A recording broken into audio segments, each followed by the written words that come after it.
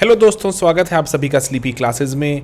दोस्तों, ऐसे तो हम बहुत से स्कॉलर्स, बहुत से थिंकर्स के बारे में पढ़ते हैं, लेकिन ऐसे बहुत से कम थिंकर्स हैं जो हमारे साथ आज भी ज़िंदा हैं। तो दोस्तों, उन्हीं में से एक थी गेल ऑम्वेट। गेल ऑम्वेट बहुत ही एक प्रोमिनेंट एक सोशोलॉजिस्ट, भारत आई थी स्टडी करने। अपनी पीएचडी के दौरान, पीएचडी के बाद भारत पर स्टडी कर रही थी एंड रादर जो बहुत सारे इंपॉर्टेंट मूवमेंट चल रही थी दुनिया में, उनके बारे में प्रभावित होकर भारत आई एंड हमेशा के लिए भारत में ही बस कर रह गई। बहुत एक्सटेंसिवली पढ़ते हैं हम इनको सोशोलॉजी में, इनके बारे में हम जो इनके थॉट को जगह जगह यूज़ करते हैं अपने आंसर्स को और मजबूत बनाने के लिए, अपने आर्ग्यूमेंट्स को मजबूत बनाने के लिए।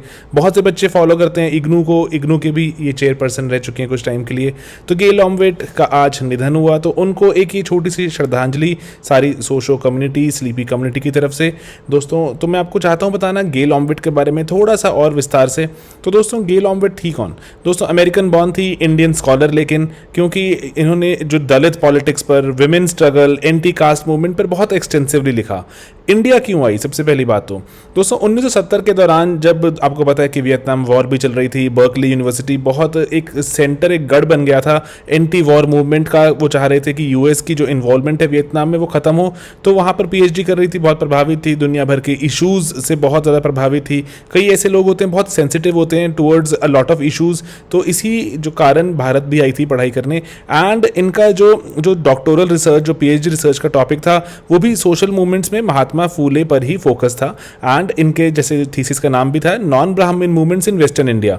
ठीक है, जो अपने जब ये कॉलोनियल इंडिया की अगर हम बात करें, जो उस दौरान क्या क्या मूवमेंट्स रही, ब्राह्मण मूवमेंट्स रही, उसके पूरी स्टडी करने के लिए जो यहाँ पर ये she visited India and rather extensively studied India. Okay, इसके बाद इंपॉर्टेंट इनकी आइडियाज़ जब ये भारत में आ गई हैं एंड एक्सटेंसिवली लिख रही हैं भारत को लेकर, तो इनके जो इंपॉर्टेंट आइडियाज़ को समराइज करने के लिए रिसेंटली एक अखबार में आर्टिकल भी लिखा गया।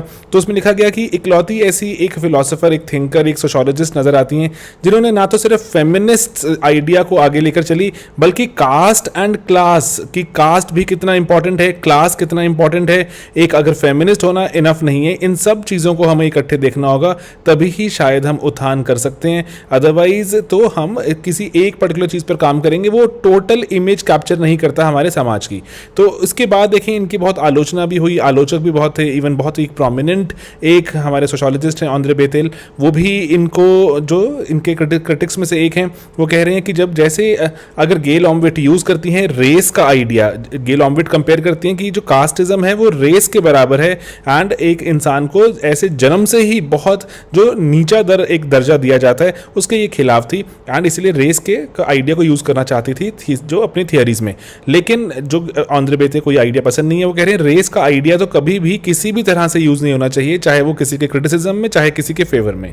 तो एंड देन इनकी आइडियोलॉजीज जो हम एक्सटेंसिवली हमारे जैसे हम अपने नोट्स में भी देखते हैं, तो आइडियोलॉजीज में इनके जैसे जो अगर इंपॉर्टेंट बातें हैं तो विमेन की इक्वालिटी मूवमेंट की बात करती हैं एंड विमेन की लिबरेशन मूवमेंट की बात करती हैं। वो कह रही हैं कि जो हमारे पॉलिटिकल, अगर इकोनॉमिकल, सोशल एंड इन चीज़ों में जब तक हम विमेन को आगे नहीं लेकर आएंगे, सोशल में जब वो बात करती हैं तो वो बैकवर्ड क्लास की बात भी करती हैं एंड वो अपनी जो वेरियस अदर कास्ट पॉलिटिक्स की बात भी करती हैं कि किस तरह से कास्ट एक मेजर हिंड्रेंस है विमेन एम्पावरमेंट के लिए।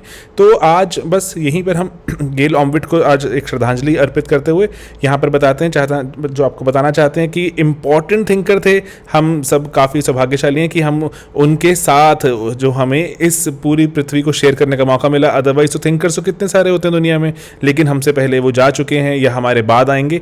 गेल Omvedt one of those thinkers जिनके साथ हम यहाँ सौभाग्यशाली हैं कि हमने इस प्लैनेट को, इस थॉट प्रोसेस को शेयर किया। ठीक है दोस्तों, मिलेंगे अपने अगले वीडियोज़ में बहुत ही जल्द। आप सभी देखते रहिए स्लीपी क्लासेस। Bye bye.